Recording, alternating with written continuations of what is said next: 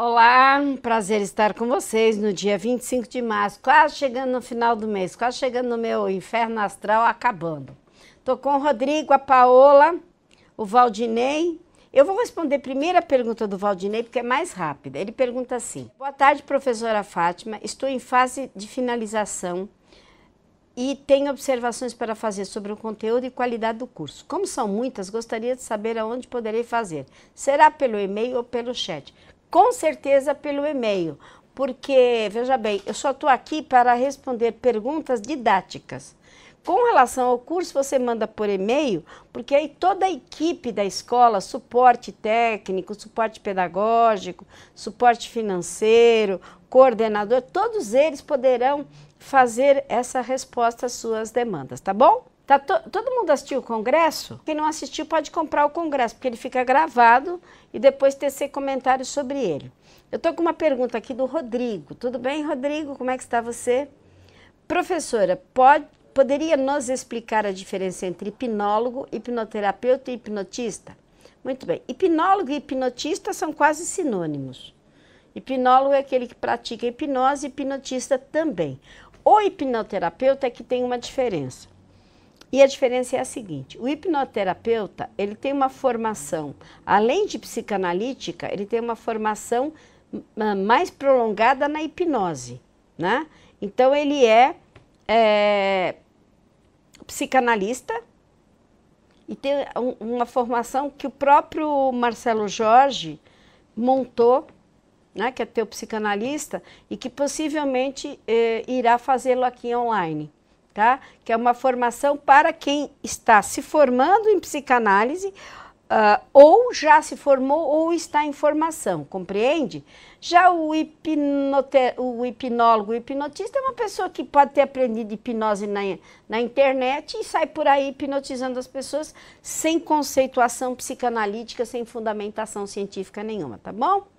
Eu estou vendo, o curso é de pós com ênfase em Freud. Sim, Valdinei, tudo isso você deve mandar por e-mail, porque o chat não tem como te responder, porque sou eu sozinha, você vai fazer questionamentos que eu não vou saber. Então, você manda por e-mail, porque o e-mail é sbpi@sbpi.org.br, vai te responder com toda certeza naquilo que você precisa saber, tá? Ana Maria entrou, boa tarde, boa tarde. Eu estou aqui com uma pergunta da Silvana, da semana passada, que não foi respondida. A pergunta é confusa no sentido em que talvez o corretor, né, não tenha trazido muito bem formulada a pergunta, mas eu vou responder. Ela diz o seguinte: gente, a minha voz está desse jeito porque eu estou tomando muito gelado. O negócio aqui em São Paulo tem dia que a gente dorme de cobertor, tem dia que a gente dorme de ventilador. Então tá assim. Silvana, boa tarde. Fátima, boa tarde. Estou na primeira semana do curso. Estou lendo sobre o contexto de Freud e tive a impressão de que ele, na investigação que fez da mente, minou o conceito de indivíduo, que até então existia. Freud inaugurou uma nova luz sobre os conceitos do homem, que botou em xeque. Na verdade, o que acontece é o seguinte, Silvana, é preciso que você me diga que conceito de indivíduo você está falando. Se é um conceito da psiquiatria, se é um conceito da sociologia, da filosofia, enfim, porque o conceito de indivíduo pode estar em muitas questões. Se era um conceito do indivíduo sem o conhecimento da psicanálise, ele não só colocou em xeque, como provou, né? O conceito do indivíduo como um ser que tem, além de tudo que já se sabia, não é? Ele tem um inconsciente e um determinismo psíquico. Então, ele não colocou em xeque, ele provou, que é diferente, tá, Silvana? Ele provou por A mais B que muito do que nós pensávamos não era e outras coisas eram, e deu formato principalmente à psicologia, à filosofia, né, que são ciências é a parte epistemológica mesmo da psicanálise, né? São, de alguma forma, ciências correlatas, e Freud foi um literata que estudou de tudo, antropologia, ele leu Goethe, ele leu Darwin, e ele estudou incansavelmente para chegar até com a própria autoanálise no conceito que ele teve de indivíduo, né? E esse conceito é muito particular à parte psíquica, porque você tem um indivíduo social, você tem um indivíduo jurídico, você tem um indivíduo espiritual. Freud vai pautar-se no indivíduo psíquico, única e exclusivamente. Então, preciso que você talvez explique esse indivíduo que você diz que existia, sobre que ótica, que aspecto, tá bom? É a Silvana, tá bom, Silvana? Mas pode ir perguntando, sem problema.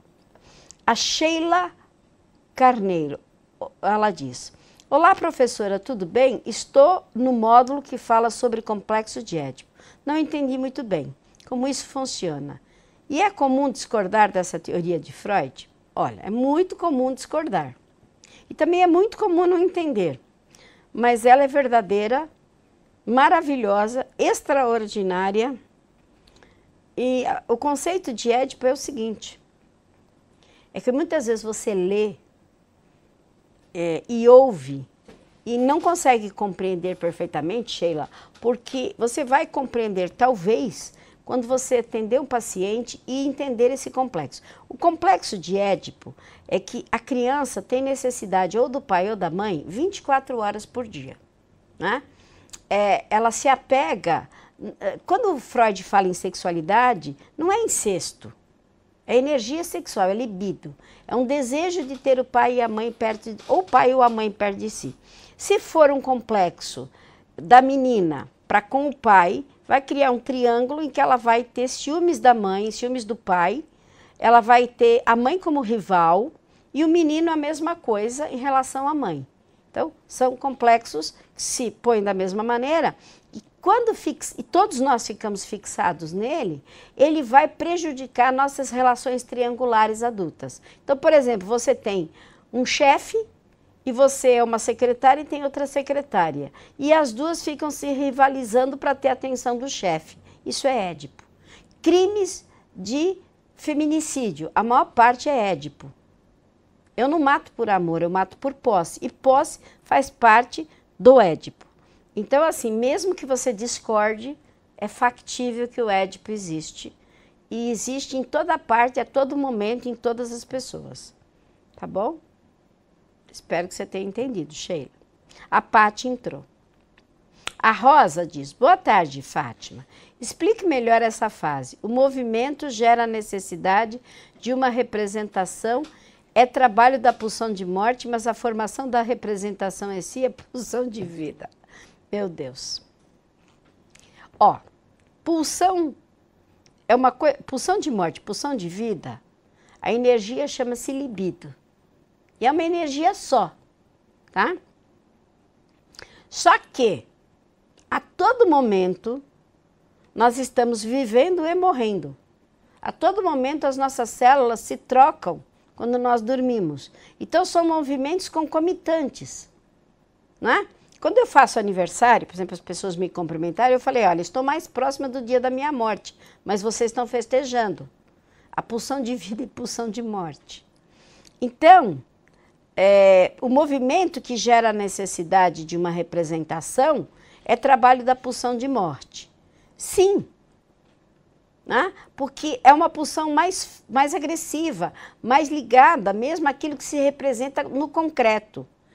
E a formação da representação, que é a formação do desejo, estaria na pulsão de vida. Eu sei que é complexo, mas você vai entender melhor na hora que você... Não sei se você está fazendo terapia, Rosa, mas é na hora que você estiver no estágio, atendendo o paciente. Porque a teoria só se faz verdadeira na prática, tá? Quando você pratica a teoria em você e nos outros, você compreende perfeitamente a fundamentação. Enquanto só teoria, ela é complexa, chata e difícil. Também passei por isso. A Paty diz, boa tarde a todos. A Rosa diz, oi. O Rodrigo diz, então ainda na pergunta da Sheila, o entendimento de complexo de Édipo se dará na prática quando estivermos atendendo, vivenciando e fazendo esta analogia com a vida do paciente. E com a sua própria, viu, Rodrigo? Você também, com o Marcelo, deve estar vendo o seu próprio complexo, tá? Eu tive o meu complexo de Édipo. O meu pai tinha 30 anos a mais que a minha mãe, certo? 30 anos a mais. O que aconteceu quando eu me tornei uma jovem de 17 anos? Eu achava os homens de 50 anos mais interessantes que os da minha idade. Porque estava vinculado a uma... Claro, eu fiz terapia, isso se modificou, mas estava vinculado à imagem que eu tinha de homem ideal.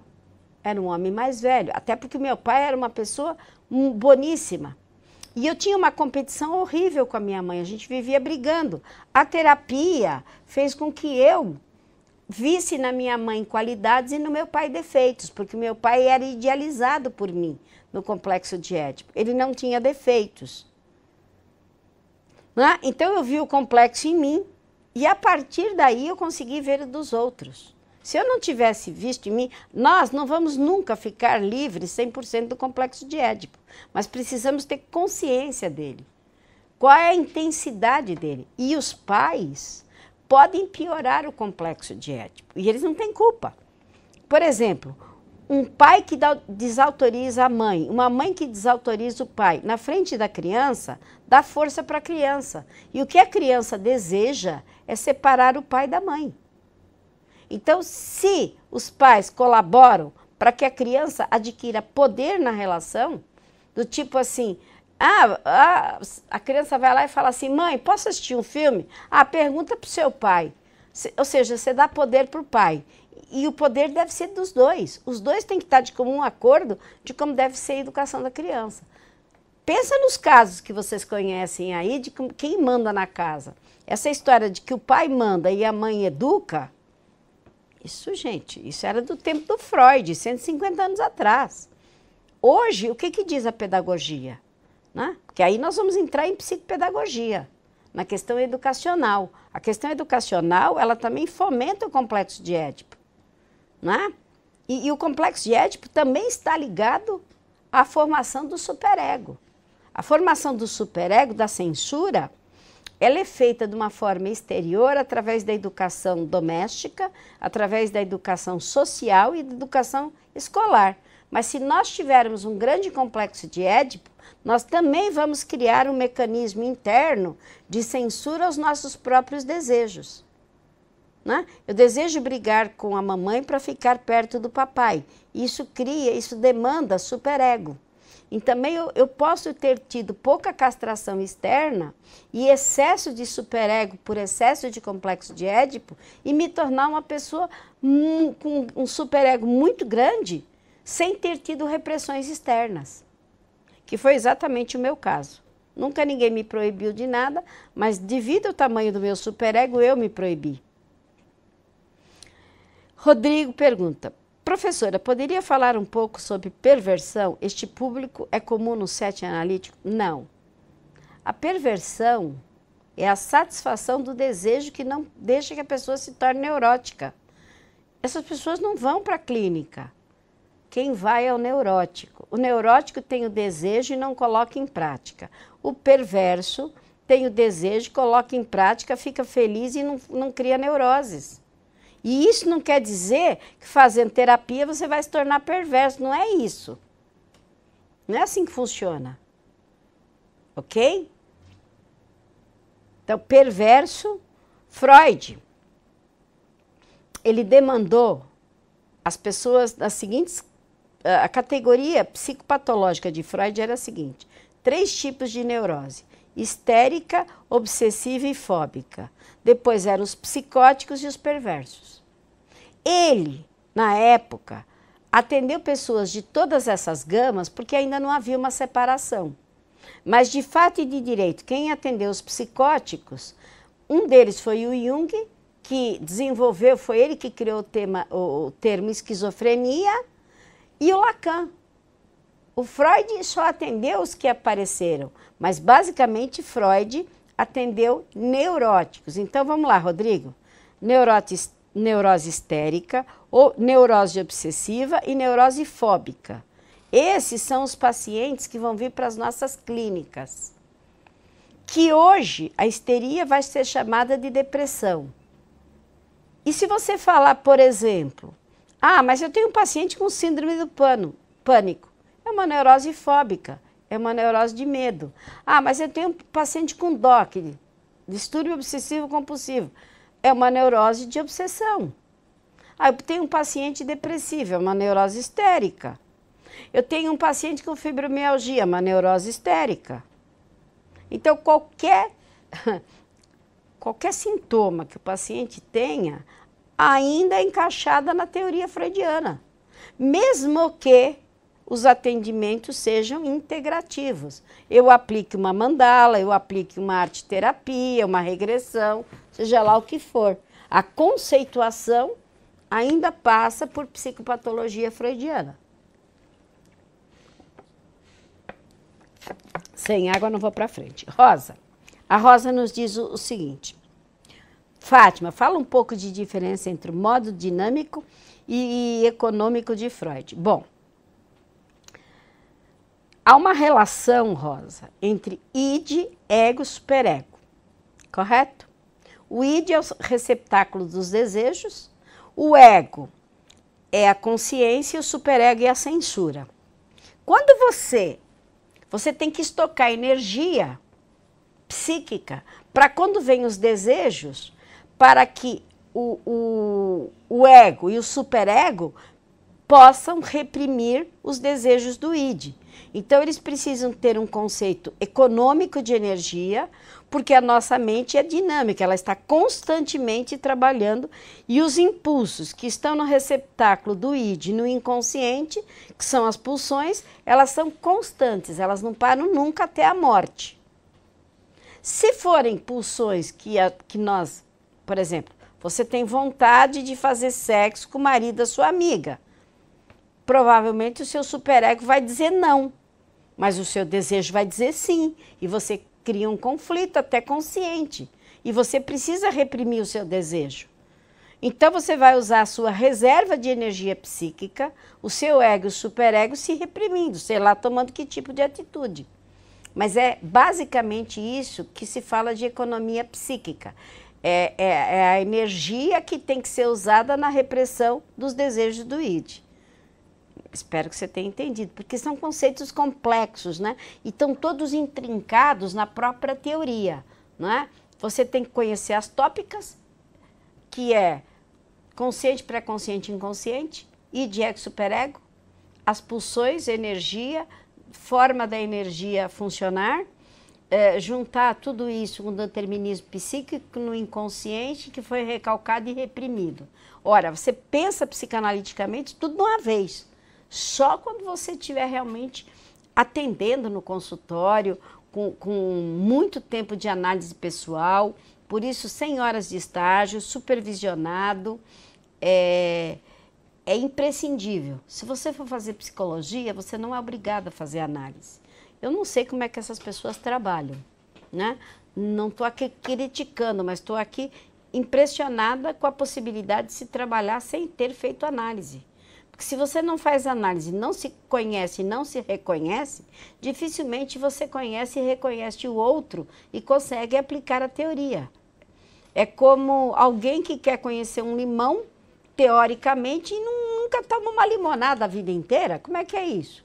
Você conhece o limão, sabe a cor, conhece os componentes químicos, biológicos, mas você nunca experimentou. Uma coisa simples que é tomar limonada. Uma coisa simples que é fazer a terapia, não é, Rodrigo? Tem mais perguntas? Vocês têm que ver que eu gosto de psicanálise, né? Eu pratico psicanálise. E olha, o meu curso de regressão, ele está baseado no Jung, não está baseado no Freud. A Rosa disse que entendeu e agradece. Que bom que você entendeu, Rosa. Eu fico realmente feliz, porque são conceitos difíceis, né? A Rosa diz, oi Fátima, terapia em grupo é apenas para os alunos presenciais? Sim, terapia em grupo é exclusiva dos alunos presenciais. Porém, se tiver um aluno online que more perto de São Paulo e que queira vir para a terapia de grupo, ele será muito bem-vindo. Nós já fazemos a terapia individual do presencial 80 horas e do terapia individual do online 100 horas para compensar exatamente a terapia de grupo. Como é que vocês podem ver? Eu tenho aluno da Bahia, eu tenho aluno dos Estados Unidos. Como é que ele vem fazer terapia de grupo, gente? Eu sei que vocês ficam conversando esses negócios aí, mas é uma loucura. Eu tenho uma paciente de Houston, tem outra paciente de Orlando, outra do Japão. Você já pensou em fazer terapia de grupo? Talvez no futuro eu pense em instalar um Zoom e fazer uma videoconferência, mas isso não existe como quesito obrigatório, ok? Professora, a Paola pergunta, como podemos fazer inicialmente para interpretar os sonhos? Ah, tá vendo? A Rosana veio. Lógico, a Rosana mora aqui pertinho. Como podemos fazer para interpretar os sonhos? Os sonhos, eles têm um conteúdo, para Freud, eles têm um conteúdo manifesto e um conteúdo latente. O que você vai interpretar é o conteúdo latente. Mas você tem que ter um conhecimento grande do seu paciente para poder interpretar. Se você não conhecer, é a mesma coisa que alguém que eu não conheço me conta um sonho aqui, não tem significado nenhum.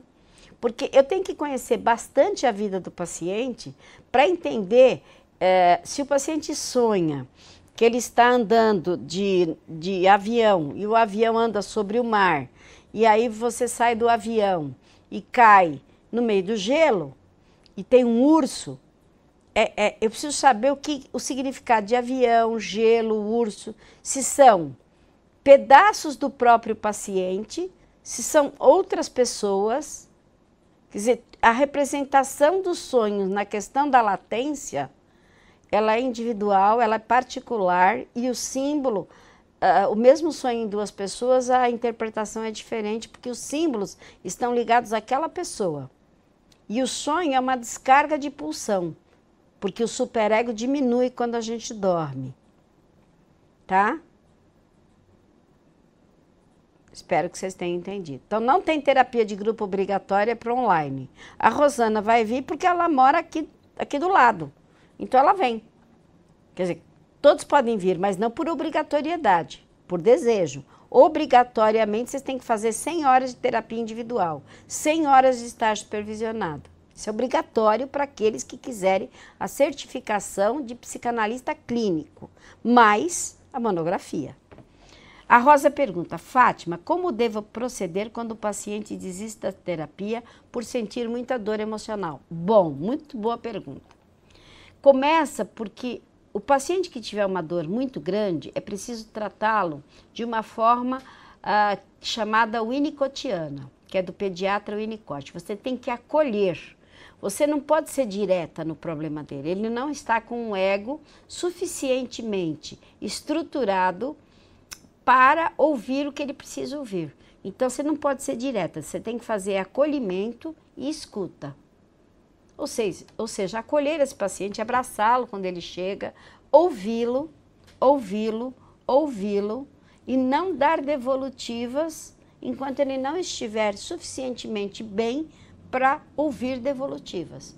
Então, acolhê-lo, né? Ou dar técnicas de relaxamento com música, uma coxa de retalhos em arte-terapia, fazer acolhimento e não interpretação. Ele não está em tempo interpretativo. O manejo não pode ser interpretativo para quem não tem o ego estruturado. A estrutura de ego, porque o paciente vai muito fragilizado. A gente, quando olha para o paciente, deve ver uma criança dentro dele, né? E não um adulto. Então, a gente vê e ouve o que não é dito e o que não é mostrado. Essa é a função do psicanalista, Rosana. É isso? Só isso que vocês querem saber? Aí, Rodrigo, seu analista é bom mesmo, viu? Lá no congresso, a primeira palestra com ele sobre hipnose foi fantástica. Não sei se você assistiu o congresso, se você comprou o congresso, mas foi muito bacana. A Rosana disse, fiz isso, mesmo assim ela não quer ir mais. Bom, então ela entrou em resistência. Se ela entrou em resistência, não há o que fazer. Você não pode obrigar uma pessoa a querer tomar uma injeção e se tratar. Rosana, eu vou te falar uma coisa, tem gente que tem HIV, eu conheço, e falou para mim que não vai tomar o coquetel, não quer se tratar. E a pessoa tem o direito legal de não querer. Então, assim, você sabe que há pessoas que não estão no momento de análise. Mas isso muda. O Rodrigo diz, não assisti, mas vou comprar futuramente para assistir. O Marcelo é excepcional. Mas foi mesmo. Eu fui a âncora das palestras, foram todas muito interessantes, mas ele foi excepcional. Mas então é assim, né, Rosana? Os pacientes, eu já tive pacientes que pararam a análise e tempos depois voltaram. Né? Momentos que eles estavam mais lúcidos até para entender a necessidade. A senhora também, não me chama de senhora, Marcela, eu fico tão velhinha. Chama assim, Fátima. Não fala mano, mas também não fala senhora, né? Então, eu estava te respondendo que às vezes o paciente ele realmente não está naquele momento de terapia. Ele não está para terapia, às vezes até para um psiquiatra, para um remédio.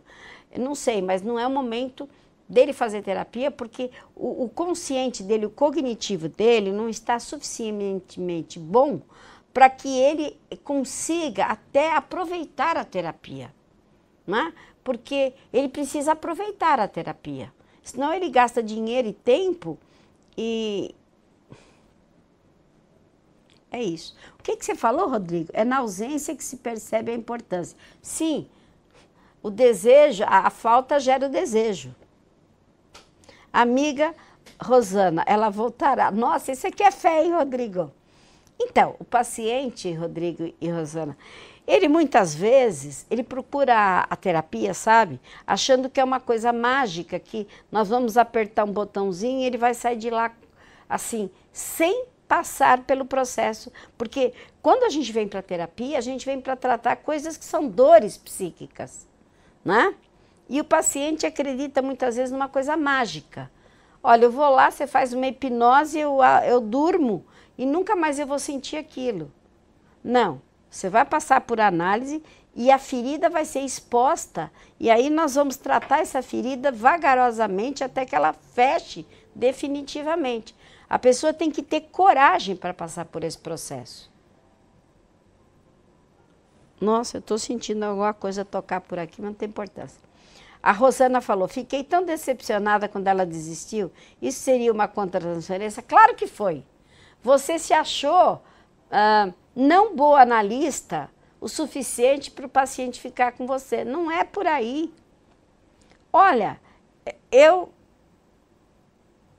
tenho uma paciente, que aliás ela é online, e ela virou para mim, depois de bastante tempo de terapia, e falou assim, Fátima, eu não quero mais fazer terapia com você, porque eu estou transferindo as coisas para você. Ora, isso aqui era um momento ótimo dela ficar comigo. Aí ela me pediu para eu arrumar outra pessoa para ela. Eu arrumei. Entendeu? O que acontece? Acontece que eu dizia para ela sim, certeiramente. E, na verdade, ela não queria ouvir. Ela queria alguém que passasse a mão na cabeça. Então, ela desistiu de mim. Mas ela continua dizendo que gosta de mim, que é minha amiga. E é verdade. Ela só não gosta de mim como analista, que é outra coisa, mas isso não é demérito. Isso acontece. Eu não estou chateada, não fica chateada, Rosana. Se você levar para o pessoal, você vai sofrer muito na psicanálise. A Rita entrou. Rosana, cada um tem o seu momento, sem dúvida, cada um tem o seu momento. A Rita sabe disso, é real, né? E você vê, eu tenho pacientes meus que falam, olha, eu fiz 2 anos de análise com você, agora eu vou fazer a análise com a Guimar. Sabe por quê? Porque às vezes até as pessoas querem experimentar outras metodologias de análise. Às vezes eu digo para o paciente, você não vai fazer terapia comigo. É verdade. Eu falo, você vai fazer terapia com fulano, porque eu não vou dar conta de você, eu não vou saber tratar você. Então isso é comum. Nossa, quantas vezes... Agora, eu estou atendendo agora... Antigamente eu atendia a esposa dessa pessoa e o meu marido, o Mário, atendia o marido. Agora eu atendo o marido dessa moça e o Mário atende a esposa. Olha que coisa maluca. Eles fizeram uma troca de analistas e está sendo melhor. O senhor está melhorando comigo e a senhora está melhorando com o Mário, porque as questões desse rapaz eram com a mãe e as questões dela eram com o pai. Então, eles estão com figuras de identificação melhores. Você vê que coisa interessante? Às vezes a identificação não se faz. E se não houver identificação, não há análise. Cada um tem seu tempero para atendimento. Tempero é ótimo! Bem lacaniana, né, professora? O que é tempero, Rodrigo? A gente passa coentro no paciente. Ai, que barato! Você é muito engraçado, Rodrigo. A Rosana, deve ser, Ros. Também tem paciente que está querendo resolver questões em poucas horas. Exatamente.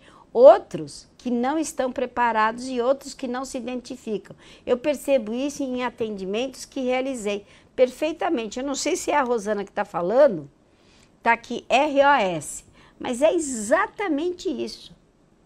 Tem paciente que está querendo resolver questões mágicas em poucas horas. Ela quer chegar, é assim, é que nem ir em certos pais de santo e falar assim, olha, quero meu marido de volta em 7 dias. Não é terapia. É a Rosa. Então, a Rosa. E ela está dizendo, outros não estão preparados. Exatamente. E outros não se identificam. Exato, Rosa, você foi brilhante nessa resposta. Parabéns. É isso mesmo, Rosa. Existem vários tipos de pacientes e vários tipos de pessoas. O Rodrigo diz o seguinte, professora, quando digo tempero, falo do jeito, da maneira de atender. Ah! Entendi agora, Rodrigo. Junguiano, freudiano, fatiminiano, não existe. Rodriguiano, rosiano. Isso é... Você sabe que o Mário, meu marido, é que diz isso. Você tem uma espécie de atendimento VIP, que é seu formato de atender. Parabéns, Rodrigo. Eu acho que você entendeu com perfeição o conceito integrativo. Não é só o paciente, como o próprio analista demanda formas próprias de ser. E cada paciente se adapta a um tipo de analista. Por exemplo, eu, por ter seios grandes, tenho uma espécie de representação materna para as pessoas. Então, tanto para um homem quanto para uma mulher que olhe para mim, que tenha grandes problemas com a mãe, já vai me rejeitar como analista. Aquele que tiver carência de mãe, já vai pensar em mim como analista. E isso é fato. Isso é fato. Eu tenho um paciente que me disse assim, olha, Fátima, eu queria que você fosse minha analista, porque você lembra minha avó. E ele é meu paciente. E esses dias ele me mandou assim, um WhatsApp, Fátima, consegui abraçar meu pai. Olha que coisa extraordinária na vida dele, o conflito doméstico, e consegui perceber que eu gosto do meu pai. Então, nós, às vezes, representamos para os nossos pacientes pessoas que eles gostam e pessoas que eles não gostam da família. Então, nessa identificação negativa, eles também nos rejeitam. Eles nem percebem que nós podemos representar essas figuras. Isso é a linguagem do corpo, exatamente. Isso é a linguagem do corpo. Isso é a linguagem da nossa figura, porque o paciente, ele não percebe que o analista é humano. O analista é uma figura fictícia, pela qual você identifica olhando e ouvindo. A Karim diz, boa tarde, Karim. Boa tarde, professora Fátima. O que a senhora acha de integrar no atendimento terapias como florais, reiki, cromoterapia? É possível agregar análise? Claro que sim, Karim, isso é psicanálise integrativa. O que eu digo é que nós da SBPI não damos curso de florais, nem de reiki, nem de cromoterapia. É preciso que você tenha bons cursos na área e depois integrá-los. Não tenha a menor dúvida, assim como eu ensino regressão, assim como o Marcelo Jorge ensina hipnose, nós damos esses cursos para vocês integrarem. Mas há outros cursos que nós não damos, por exemplo, acupuntura. Tudo isso pode e deve ser integrado. Isso faz parte. Quando você chegar lá nas aulas de psicanálise integrativa, que são 4, você vai ver que eu falo disso, entendeu, Karim? Essa possibilidade de estar integrando técnicas que, mesmo que a psicanálise integrativa, nós não podemos, não há como ter todos os cursos da área. Um curso de acupuntura, por exemplo, são 2 anos. E precisa de uma série, fitoterapia, quer dizer, não dá para ter tudo. Possível. Né? Ninguém pode abarcar a naturologia, mas a naturologia pode ser acrescida à psicanálise integrativa, por isso integrativa. Tá? Muito bem colocada a sua pergunta, viu, Karim? Você pode e deve, mas faça bons cursos, viu? Se quiser, depois eu lhe recomendo. Isso, do Rodrigo diz, isso enriquece o perfil profissional do psicanalista. Não só enriquece, Rodrigo, como possibilita dar o melhor atendimento para o paciente. O paciente tem naquele psicanalista mais possibilidades de ter um tratamento mais efetivo, mais rápido, não é? E não ficar naquela análise eterna do analista que não abre a boca. Não é? Isso aí. Estou gostando. Parabéns para vocês aqui das perguntas do chat, estão de altíssimo nível. O chat a cada dia que passa tem mais nível. Estou gostando muito, não é? Eu acho muito interessante, pessoas extremamente interessadas, porque olha, gente, eu já falei para vocês que eu desisti da política porque eu acho que as pessoas mudam pelo individual. Então, se eu não mudar internamente, não adianta eu mudar o político que está lá se ele não passar por terapia. Ele vai continuar sendo a mesma pessoa. Então, é muito melhor a gente fazer um trabalho de formiguinha, né? E chegar lá. O Rodrigo, a Karim diz o seguinte, obrigado, tenho várias técnicas já e vejo que ganho em muito a qualidade com a psicanálise e vice-versa. Não tenha dúvida. O Rodrigo diz, dentro da regressão é possível revisitar vidas passadas? É, Rodrigo, é. E não tem nada a ver com o espiritismo. Isso é explicado por ciência, por Einstein. Mas não dá para eu explicar aqui agora, tá? Mas é possível sim. E se você não acreditar, eu vou dar um nome legal para você. Vivências oníricas de arquétipos inconscientizados. Quer que eu fale de novo? Vivências oníricas de arquétipos inconscientizados. Porque as pessoas são tão ignorantes a respeito do assunto que quando você muda um nome, elas acham que muda o conteúdo. Se você tiver sabão em pó, você muda os nomes, mas é só sabão em pó. Não quer usar vidas passadas? Faz um cartão com isso quando você fizer o curso, porque alguém vai dizer, nossa, como o Rodrigo é chique. Por quê? Porque ele faz uma terapia de vivências oníricas de arquétipos inconscientizados. Isso me parece eu passando um laudo para um psiquiatra e usando uma terminologia bem hermética, e o psiquiatra, com vergonha de não entender o que eu falei, ele concorda com tudo e dá lá 60 dias para a pessoa. Porque quem não entende precisa concordar. Ninguém vai entender o que são vivências oníricas de arquétipos inconscientizados, vai ficar lindo o seu cartão. O que você me diz, Rodrigo? Você está rindo aí, né? Mas é assim mesmo. A Rosana disse, eu fiz regressão e quando eu voltei, eu falei que estava com dor na barriguinha. Uma enfermeira falar barriguinha e não abdômen? Lógico! Uma enfermeira que virou criança na regressão. Falei, tô com dor na barriguinha. Você regrediu para a infância, Rosana. Dor na barriguinha. Uai! Rodrigo, para com isso, não. Eu só sou experiente. Então, quando as pessoas veem com essas histórias malucas aí de nome, nós não temos que provar que existe vidas passadas, nem vida presente, nem vida futura. A nossa prova é de que, aplicando a técnica, o paciente vai melhorar da queixa. O nome não interessa. Não? O nome é o que menos interessa, nomear o que estamos fazendo. Se você quiser nomear que nós estamos fazendo a terapia do sabão em pó, que diferença vai fazer para a pessoa?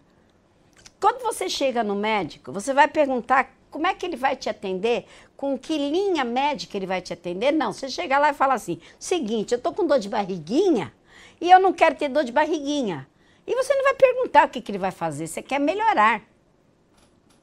É isso que nós devemos fazer com os nossos pacientes. Melhorá-los. Agora, o nome do que está sendo usado, só se o cara for muito chato, muito neurótico, muito doido. E aí manda ele para o psiquiatra. Aliás, pega um psiquiatra aí que você já conheça e... Ó, se não tiver mais perguntas, a gente vai encerrar, porque esse chat tá maravilhoso. Quem tá de parabéns são vocês, quem são maravilhosos são vocês. Perguntas de altíssimo nível. Continuem desse jeito que vocês chegam lá, viu, gente? Mas, olha, comprem o congresso porque tá baratinho. Se vocês clicarem lá, colocarem a palavra hipnose, vocês têm R$100 de desconto. O congresso ficou fantástico. Fala sobre hipnose, fala sobre regressão e xamanismo, regressão e o Jung, e eu falo da regressão no século XXI dentro da psicanálise. Eu achei que ficou muito legal. Mas não sei, eu sou suspeita, né? Foi meu primeiro congresso online. Mas vou fazer, ó, sugestões. Sugestões para congressos online. Pode mandar aqui. Congresso holístico, congresso do Jung, congresso do sei lá o quê. Pode mandar a sugestão aqui que eu estou aceitando. Porque eu já estou preparando agora, o próximo congresso será somente sobre Jung. Porque Jung parece que é a preferência nacional. Mas vocês podem mandar sugestões. Então, a Rita Orsini disse que fez e foi maravilhoso. Eu fiz e amei. Então, tá aí a Rita como nossa porta-voz, né? Pode mandar sugestões, viu, Rita? Eu estou pensando em fazer o do Jung, não sei se daqui 2 ou 3 meses também, porque não pode ser muito em cima. A Rosa disse que ficou sim, muito bom. Obrigado, Rosa. E manda sugestões do que vocês gostariam de ter um congresso, porque às vezes tem assuntos... Professor, ao realizar a pós da SBPI com ênfase em Freud, me habilita a lecionar sobre o assunto? Não, não se habilita.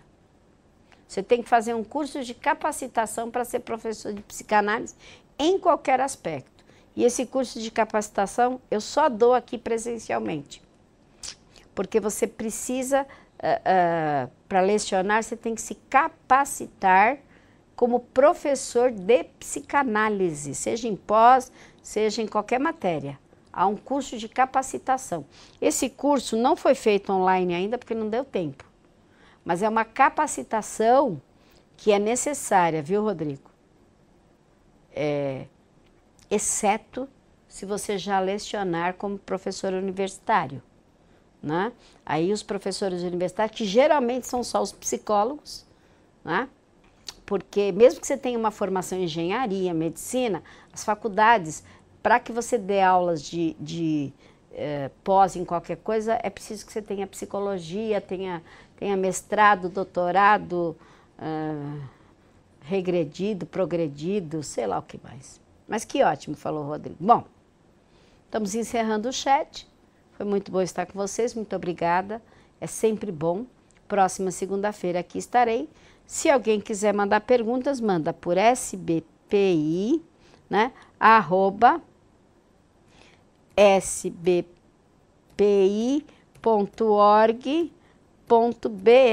Você manda a tua pergunta aqui. Ah, a Rita disse que gostaria de um congresso em Lacan. Também está sendo pensado, Rita. É que, sabe qual é o problema? Vou até te explicar. É que, às vezes, achar vários profissionais que falem do mesmo assunto não é uma coisa tão fácil como você pegou o tema mais difícil. É assim, eu tenho o Paul Cardamos, né? Eu tenho o Paul Cardamos, tenho o Gino Camarota, eu tenho quatro pessoas e eu preciso ter 5. Então, quando eu achar o 5º, eu vou fazer em Lacan, tá bom? Muito obrigada, uma boa semana, passar bem.